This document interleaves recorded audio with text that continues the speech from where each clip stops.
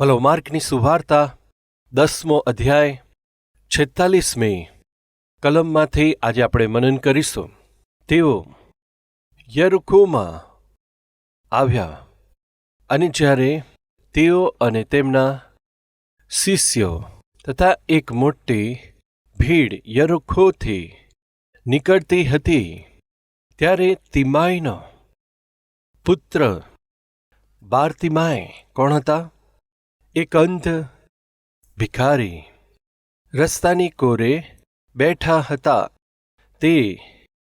તે સાંભળીને ઈસુ નાઝારી છે પુકારીને કહેવા લાગ્યા, હે દાઉદના સંતાન ઈસુ, મારા પર દયા કર. ઘણાએ તેને ધમકાવ્યો કે તે ચૂપ રહે, પણ તે વધારે પુકારવા લાગ્યો.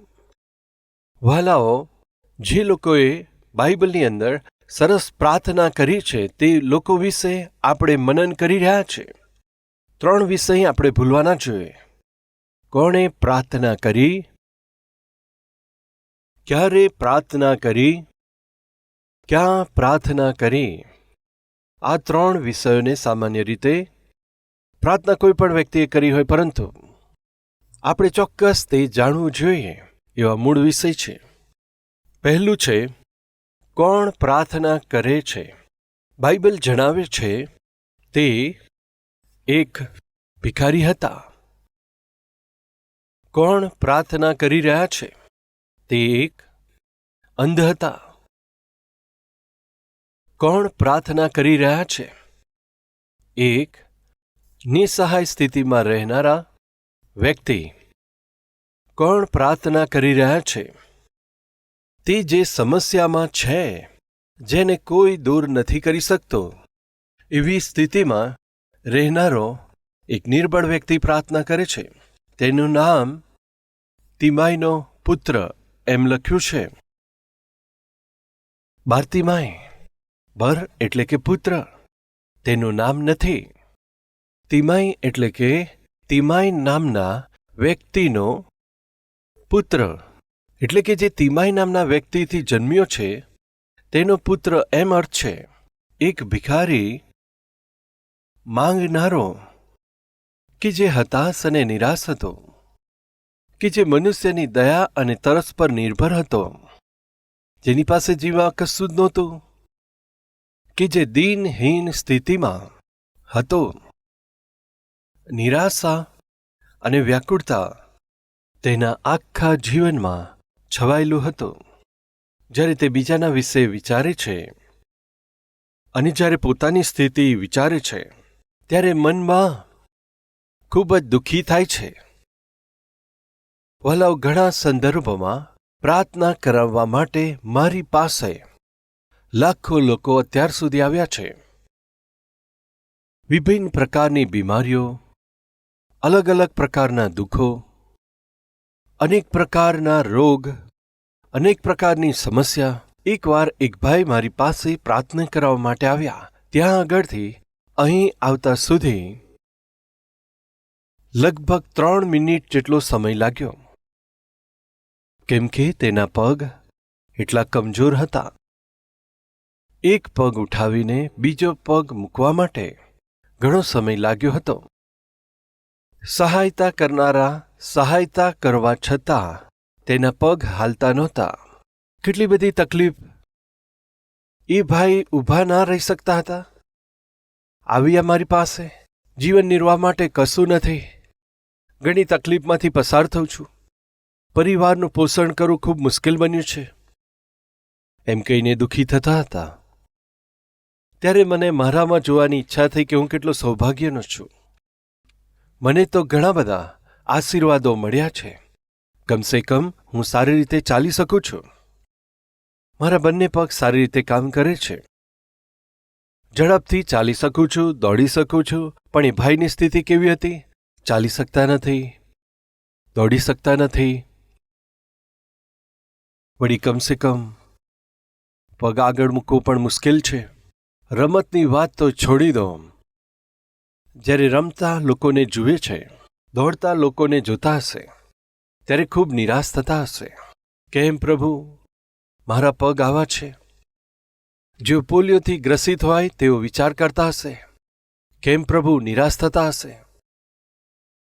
જેમને આંખો નથી, જ્યારે જોઈએ છે તેઓ ખૂબ જ નિરાશ થાય છે. ભલો આપણે સારી રીતે જોઈ શકીએ છીએ, જેને જોઈએ છે આનંદિત થઈએ છીએ, પરંતુ તેમના વિષયમાં શું કહી શકાય? જેઓ સારી રીતે જોઈ શકતા નથી, જ્યારે બીજા લોકો સારી રીતે જોઈ શકે છે. મારી આંખો નથી, લોકો સારી રીતે ચાલે છે, પણ મારે પગ નથી. લોકો સારી રીતે પોતાનું કામ કરી શકે છે, પણ મારા હાથમાં તાકાત નથી. મને તો પોલિયો થઈ ગયો છે. કેટલી બધી નિરાશા આજે આપણી મધ્ય એવું કોઈ છે? જ્યારે તમે બીજા સાથે સરખાવો છો, તમારા શરીરની નિર્બળતાને લીધે, તમારા શરીરના દુખાવાને લીધે નિરાશ થનારા આપણી મધ્ય કોઈ છે? એ નિર્બળતા કોઈ પણ હોઈ શકે, એ દર્દ કોઈ પણ હોઈ શકે, એ બીમારી કોઈ પણ હોઈ શકે. એ તમને અંદરથી માનસિક રીતે નિરાશ કરતા હશે. ભલા એક પ્રભુની સેવિકા છે, તેમની આંખો નથી. ક્રોસ્બી તેમનું નામ હતું. તેમની આંખો નહોતી, પણ સુંદર રીતે ગીતો ગાઈ શકતી, ઉત્તમ ગીતો લખી શકતી હતી. પરમેશ્વરે તેને જે અવાજ આપ્યો ગીત ગાવા માટે, અને પરમેશ્વરે આપેલા ઉદ્ધારને આધાર બનાવીને ગીત લખવા માટે તેણે પોતાનું જીવન અર્પણ કર્યું. જેમના જીવનની અંદર પરમેશ્વર રહેતા હોય છે અને જેમના જીવનમાં પરમેશ્વર નથી હોતા, તેમાં અંતર હોય છે. જેમની સાથે પરમેશ્વર હોય છે એમના જીવનમાં પણ દુઃખ આવે છે. જેમની સાથે પરમેશ્વર હોય છે એમના જીવનમાં પણ ક્લેશ આવે છે. જેઓ પરમેશ્વર પર વિશ્વાસ કરે છે તેમના જીવનમાં પણ શારીરિક રીતે, માનસિક રીતે, આર્થિક રીતે મુશ્કેલીઓ આવતી હોય છે. ઘણા બધા સંઘર્ષો હોય છે, ઘણીવાર અકસ્માત પણ આવે છે. ત્યારે આપણને અંદર શું પ્રશ્ન થાય છે? પરમેશ્વર પર વિશ્વાસ કર્યા છતાં અમારા જીવનમાં દુઃખ આવે છે, આટલી તકલીફ આવે છે, તો બીમારીઓ આવે છે, તો શા માટે પરમેશ્વર પર વિશ્વાસ કરીએ? પરમેશ્વર પર ભરોસો કરવાથી શું લાભ? આવો પ્રશ્ન સામાન્ય રીતે થાય છે. ઇફેની ક્રોસ્બી નામની અદ્ભુત આત્મિક સ્ત્રી જ્યારે અંધપણામાં હતી ત્યારે એ જ સ્થિતિમાં રહીને તે ગીત લખતી અને ગાતી હતી. પરમેશ્વરનો મહિમા કરતા જે કરી શકાય તે કરતી હતી. ત્યારે કોઈએ તેમને પૂછ્યું, કેટલું સુંદર ગીત તમે ગાઓ છો, મહાન પરમેશ્વર વિશે તમે કેટલું સરસ લખો છો, પણ તમારી આંખો ના હોવાને લીધે શું તમને દુઃખ નથી થતું? શું ચિંતા નથી કરતા? તમે દેખી નથી શકતા એટલે? આ રીતે પૂછ્યું. તેમણે એક વાત કહી. શું છે જાણો છો? તમારા ને મારામાં ઘણું અંતર છે. એ અંતર અમે જોઈ શકીએ છીએ, અમને આંખો છે, અમે જોઈ શકીએ છીએ, પણ તમારી આંખો નથી એટલા માટે તમે જોઈ શકતા નથી. ખરેખર મને દુઃખ થાય છે. તેણે શું ઉત્તર આપ્યો જાણો છો? ના, હું તો ખૂબ જ આશીર્વાદિત છું. તમને આંખો છે, તમારી આંખોથી તમે અપવિત્ર બાબતો જોઈ શકો છો. તમને આંખો છે, તે આંખોને અપવિત્ર કરતા રહો છો, પણ એવો પાપ કરવાનો અવસર મને મળતો નથી. બીજું, તમારી આંખોથી તમે ઘણા બધા લાખો, હજારો લોકોને જોયા હશે. તમે આંખોથી આખા સંસારને જોઈ શક્યા હશો, પણ પરમેશ્વરે મને શું સૌભાગ્ય આપ્યું છે જાણો છો? આ સંસારમાં તમે ઘણાને જોયા, ઘણા બધા લોકોને જોયા છે. તે આંખોથી અનેક પ્રકારના અપવિત્ર દ્રશ્યોને જોયા હશે, પરંતુ પરમેશ્વરે મને શું સૌભાગ્ય આપ્યું? આ સંસારની યાત્રા પૂરી કરીને જ્યારે હું સ્વર્ગમાં જઈશ ત્યારે સૌ પ્રથમ વખતે સૌથી પહેલા પ્રભુ ઈસુને જોઈશ. તે સૌભાગ્ય તમને નથી, એ સૌભાગ્ય પ્રભુએ મને જ આપ્યું છે. આત્મિક સ્ત્રી હતી, અંધ હતી, પરંતુ તેના અંધપણાની પાછળ તેણે પોતાની આત્મિકતા પ્રગટ કરી. નિરાશા ના બતાવી, બીજા સાથે સરખામણી કરી પોતે દુઃખી ના થઈ. કેમ પ્રભુ તમે બધાને આંખો આપી છે અને મને આંખો નથી આપી? આ રીતે પરમેશ્વરને સવાલ ના કર્યા, પરંતુ તે કહે છે તમારા અને મારામાં ઘણો અંતર છે. તમે પોતાની આંખોથી આખું સંસાર જોયું છે, પાપમય કાર્યો કર્યા છે, પરંતુ પણ જ્યારે મારી આંખો ખુલશે, સ્વર્ગમાં સૌથી પહેલા હું જોઈશ એ તો મારા પ્રભુ ઈસુ ખ્રિસ્ત છે, જે મારા માટે નિર્માણ થયું છે. એ પવિત્ર નગર, સ્વર્ગીય દેશને હું જોવા માટે જઈશ. તેનાથી રૂડી વાત બીજી કઈ હોઈ શકે? આત્મિક જીવનની અંદર કે જેમના મનમાં પરમેશ્વર નિવાસ કરતા હોય છે, જે અર્થપૂર્ણ જીવન જીવે છે, તે તો ખૂબ જ મહત્વનું હોય છે. આજે તમે તમારા જીવનમાં કોઈની સાથે સરખામણી કરો છો? પ્રભુ શા માટે તેને આવું આપ્યું છે? પ્રભુ શા માટે મને એવું આપ્યું નથી? પ્રભુ તેમને તો આવો આશીષ આપ્યો છે, પ્રભુ મને આવી સ્થિતિમાં કેમ રાખ્યો છે? જો અલગ અલગ પ્રકારના પ્રશ્નો તમે કરો છો, તો સાવધાનીપૂર્વક પોતાની આત્મિક આંખો ખોલો. વચનના પ્રકાશમાં તમારા હૃદયની તપાસ કરો, પોતાના જીવનની તપાસ કરો. તમારું સૌભાગ્ય કેટલું ઉત્તમ છે જો એ બાબત જાણી લેશો તો. તમારા જેવું સંતુષ્ટ જીવન જેની પાસે છે એવું બીજું કોઈ નથી. યરૂશાલેમમાં એક મહાન ઉપદેશક હતા. તે શિક્ષક હતા. તે શિક્ષકને રાબ્બી એમ કહે છે.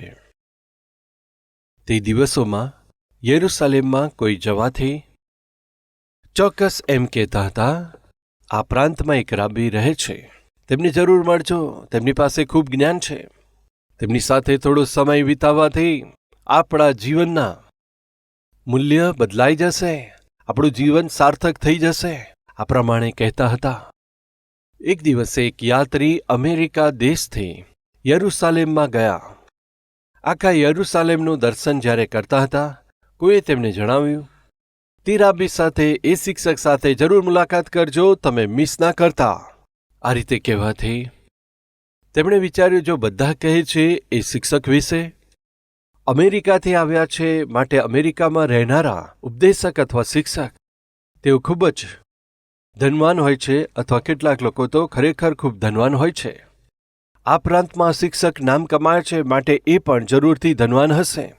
વિચાર કરીને તેમને મળવા માટે તેઓ તેમની પાસે ગયા. ત્યાં જઈને જોયું તો એક નાના રૂમમાં તેઓ નાની ચટ્ટાઈ ઉપર બેઠા હતા. તે યાત્રી અંદર જઈને તે આખા ઘરને જોયું. ઘરમાં કોઈ વસ્તુ નહોતી. સામે બીજી એક ચટ્ટાઈ હતી. શિક્ષકે કહ્યું, આવો સાહેબ, બેસો. ત્યારે તેઓ ચટ્ટાઈ પર બેસી ગયા. અહીંયા ફર્યા, ત્યાં ફર્યા, આમ તેમ જોયું, કોઈ જગ્યાએ સોફા નહોતો. ઠીક છે, તાપમાંથી આવ્યા છે, ઠંડુ પાણી જોઈએ છે. તમને પાણી જોઈએ છે? હાજી, તાપમાંથી આવ્યો છું, મને ખૂબ જ તરસ લાગી છે. જો ઘડો છે, તે ઘડામાંથી તમે પાણી પી શકો છો. ત્યાં ફ્રીજ પણ નહોતું. તેની પાસે સંસારના સમાચાર સાંભળવા માટે, જોવા માટે ટીવી પણ નહોતું. આ બધું તપાસ કર્યા પછી તે યાત્રીએ તે શિક્ષકને પૂછ્યું, રાબ્બી, બધું વિચિત્ર લાગે છે. તમારા ઘરમાં આવીને જોવાથી આરામથી બેસવા માટે સોફા નથી, ઠંડુ પાણી પીવા માટે ફ્રીજ પણ નથી, આરામ માટે એસી પણ નથી, સંસારના સમાચાર જાણવા માટે ટીવી પણ નથી. કયા કારણથી આ બધા જ વગર તમે અહીં બેઠા છો? પ્રશ્ન કર્યો. ત્યારે તે રાબ્બીએ કહ્યું, શું કરી શકાય? પરમેશ્વરની સેવા કરનાર વ્યક્તિના જીવનમાં દુઃખ હોઈ શકે. એમ દુઃખ સાથે નહોતું કહ્યું. ભલો આપણી પાસે કોઈ આવીને, શું વાત છે આંટી, અંકલ સાથે લગ્ન થયાને 20 વર્ષ થઈ ગયા, એમ કહેવાથી બિચારા લીટર લીટર આંસુ વહેડાવવા લાગે છે. નળ ખોલી દે છે. શું કરીશ? કર્યું તો આવા વ્યક્તિ, એમની સાથે લગ્ન કર્યું, ત્યારથી દુઃખી જ છું બસ. હા કે નહીં?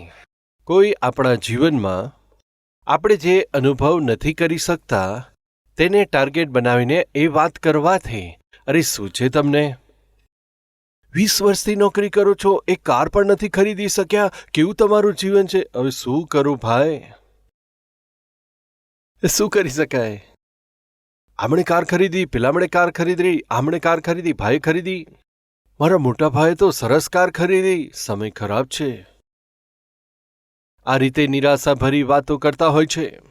કોઈ આવીને તમારા વિશે, તમારી પરિસ્થિતિ વિશે જો નીચે તમને પાડવાની વાત કરે તો બુદ્ધિમાનીથી જવાબ આપો. બસ એટલું જ નિરાશ થઈને વાત ના કરશો, એટલું જ નકારાત્મક વાત ના કરશો. ઘણીવાર શૈતાન આવીને કહે છે, તમે પ્રભુ ઈસુ પર વિશ્વાસ કર્યો, પ્રભુ ઈસુએ તમારા જીવનમાં શું કર્યું છે? પૂછે તો હા, ખરેખર સાચું જ છે.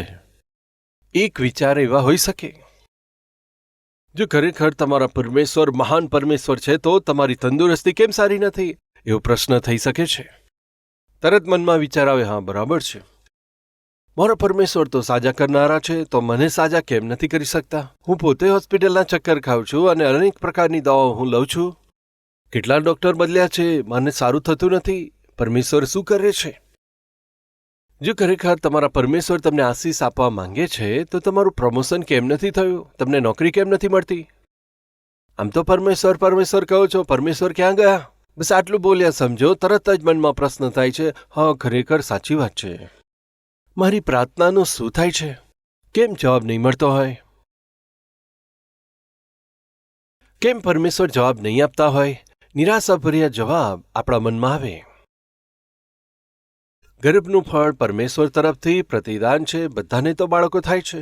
કેમ પરમેશ્વર તમને સંતાન નથી આપતા? ખરેખર પરમેશ્વર તમને પ્રેમ કરે છે તો? તમારા જીવનમાં જે કંઈ કમી ઘટી રહે છે તેના વિષયમાં શૈતાન તમારી પાસે આવીને એટેક કરે છે, તમને અધિક નિરાશ કરવા માટે. જાણે તમે નિરાશ થઈને શાંત બેસી રહો માટે. કોના દ્વારા એટેક કરશે? તમારા સંબંધીઓ દ્વારા. કોના દ્વારા? તે તમારા વિશ્વાસને કમજોર કરાવવા પ્રયત્ન કરશે. જાણો છો, જે તમારી નિકટ રહે છે તે લોકો દ્વારા, તમારા પરિવારના લોકો દ્વારા કે તમારા મિત્રો દ્વારા હોઈ શકે, સગા સંબંધીઓ દ્વારા અથવા શત્રુ દ્વારા પણ હોઈ શકે છે. શૈતાન બિલકુલ અવસર પામીને એટેક કરવાનો પ્રયાસ કરતો હોય છે. આ રીતે એટેક કરવાથી સામાન્ય રીતે આપણા જીવનમાં કયા પ્રશ્ન થાય છે? હા, તે કહે છે તે તો બરાબર છે, કેમ પરમેશ્વરે મને સંતાન નહીં આપ્યું હોય? અમારા પરિવારમાં તો બધાને સંતાન આપ્યું છે, અમારા વંશમાં જોઈએ તો બધાને સંતાન આપ્યું છે, તો પછી મને જ શા માટે પરમેશ્વર નથી આપતા? મારી સાથે જ આવો અન્યાય શા માટે કર્યો હશે? એમ કહે છે. પરમેશ્વરે મારી સાથે શું છે? અન્યાય કર્યો છે.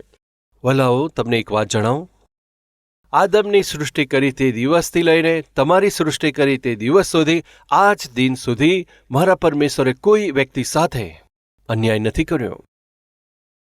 અન્યાય કરવો મારા પ્રભુને બિલકુલ આવડતું જ નથી. ક્યારેય એવું ના બોલશો. શૈતાન દ્વારા જે લાવવામાં આવે છે, અલગ અલગ પ્રકારના નકારાત્મક વિચારો દ્વારા પરમેશ્વર પર શંકા ના કરશો. પરમેશ્વર ઉપર શંકા કરીએ એ જ શૈતાનનું મુખ્ય પ્રમુખ કામ છે. શું એવું સાચું છે? પરમેશ્વરે ફળ ખાવાની મના કરી? શંકા ઉત્પન્ન કરવી. તમને એક વાતની ખબર છે? જ્યારે તમે એ ફળ ખાશો ને, તમે પરમેશ્વરના જેવા થઈ જશો. તમે તો સ્વર્ગદૂતના જેવા થઈ જશો. એ વાત જાણો છો? તમે સ્વર્ગદૂત જેવા થઈ જાઓ. હા, પરમેશ્વર એમ નથી ચાહતા, એટલા માટે તમને આ કન્ડિશનમાં રાખ્યા છે. શું તમને એની ખબર છે? એ સાચું છે? આ ફળ ખાવાથી મારી આંખો ખુલી જશે? જરૂરથી ખુલી જશે. શું કહ્યું? હું સ્વર્ગદૂતના જેવો બની જઈશ? હા, એ બધું પરમેશ્વરને ગમતું નથી, એટલા માટે તમને આવી કન્ડિશનમાં રાખ્યા છે. સાચું છે? શું પરમેશ્વર એટલા ખરાબ છે? એ તો પરમેશ્વરે એદનની વાડીમાં અનેક પ્રકારના હજારો ફળ આપીને કોઈ કમી રહેવા દીધી નહોતી. 99 ફળ ખાવાની રજા આપી, એક ફળ ખાવાની મના કરી. શું તે અન્યાય કહેવાય? શું એ અન્યાય છે? તમે 99 ફળ ખાઈ શકો છો, કેવળ આ ફળ ના ખાશો. શું અન્યાય છે? પણ અન્યાય શું છે તમને જણાવો. 100 પ્રકારના ફળો હોય, એક ફળ ખાવાની રજા આપે છે, 99 ફળને અળકવા ના પાડે છે. ત્યારે કહી શકાય કે આ તો અન્યાય છે. 99 ફળોને અળગશો પણ નહીં. આ એક જ ફળ તમે ખાઈ શકો છો. એ જ બ્રેકફાસ્ટમાં છે, એ જ લંચ અને એ જ ડિનર. સવારમાં તમારે કેળા ખાવાના, બપોરે કેળા ખાવાના અને સાંજે પણ કેળા ખાવાના. આ રીતે પ્રભુએ કહ્યું સમજો. બાકીનું કોઈ ફળ ખાવાની મના કરી હોય ત્યારે તે અન્યાય કહેવાય. પરંતુ પરમેશ્વરે કહ્યું બધા ફળ ખાવાની રજા છે, કેવળ એક ફળ ખાવાની મના કરી હતી. કૃપા કરી ધ્યાન આપજો. શૈતાન આવીને જે તમને જરૂર નથી, જે તમારી આવશ્યકતા નથી, જે તમારે માટે નુકસાનકારક છે, આ રીતે પરમેશ્વરે કહ્યું તેના પર જ શૈતાન આવીને એટેક કરે છે. જો પરમેશ્વરે શું કહ્યું? મના કરી છે. તમારી ઈચ્છા પૂરી નથી કરતા. તમે આશા રાખી નથી આપતા ને? નથી આપતા શું? બધા ફળ તો આપ્યા છે. વાલા ભાઈઓ તથા બહેનો, આજે તમે જો પરમેશ્વર પાસે કંઈક ચાહો છો તો જો તમારી ઈચ્છા એ જીવનમાં પૂરી નથી થતી તો બસ એ જ ઈચ્છા પકડીને બેસી, પ્રભુ મારા જીવનમાં તમે અન્યાય કરો છો, ખરેખર મારા જીવનથી બધું દૂર કરો છો. જો ખરેખર તમે પ્રભુ છો તો મારી ઈચ્છા પ્રમાણે કેમ નથી કરતા, મારી આવશ્યકતા પૂરી નથી કરતા એમ ના કહેશો. કેમ કહીએ તો તમારા જીવનની આવશ્યકતાઓને પરમેશ્વરે પૂરી કરી છે. એ તો 99 પ્રકારની છે. હું તમને કહેતો હતો ને, એક ભાઈ મારી પાસે પ્રાર્થના કરવા માટે આવ્યા. મેં તેમને જોયા ને હું બસ જોતો જ રહી ગયો. શા માટે એમને જોતો જ રહ્યો કહીએ તો, પિતા તમે તો મારા પર કેટલી દયા કરી છે. સારી રીતે ઊભો રહી શકું મને પગ આપ્યા છે, સારી રીતે ચાલી શકું મને પગ આપ્યા છે, હું તો સારી રીતે દોડી શકું છું.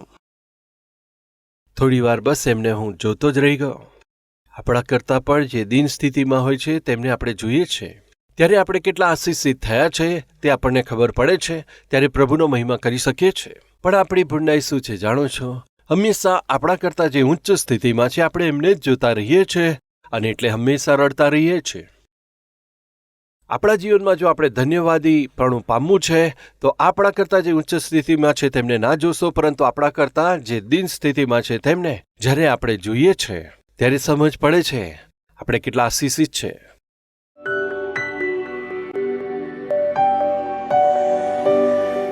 પવિત્ર પરમેશ્વર પિતા તે એક ભીખ માંગતો હતો, એટલે કે કોઈ પણ તમને વિનંતી કરી શકે છે.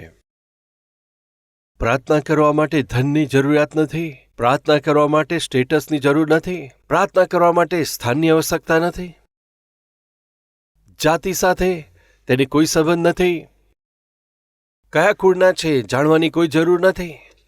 કોઈ પણ વ્યક્તિ કોઈ પણ સ્થિતિમાં કેમ ના હોય પ્રાર્થના કરી શકે છે. તેણે રસ્તાની કોરે જ પ્રાર્થના કરી. અમે જે કોઈ સ્થાનથી પ્રાર્થના કરીએ તમે ત્યાં આગળ આવીને અમારું સાંભળનારા પરમેશ્વર છો.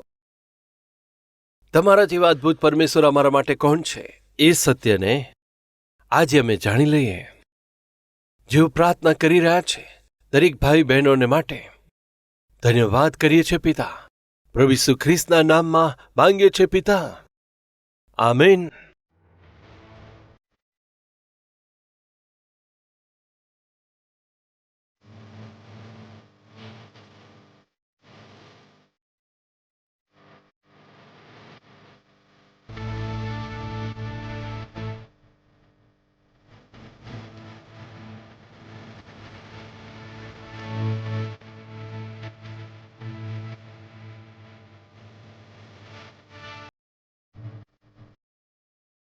અમારું address Calvary, post box number 30, Kukatpally, Hyderabad 72.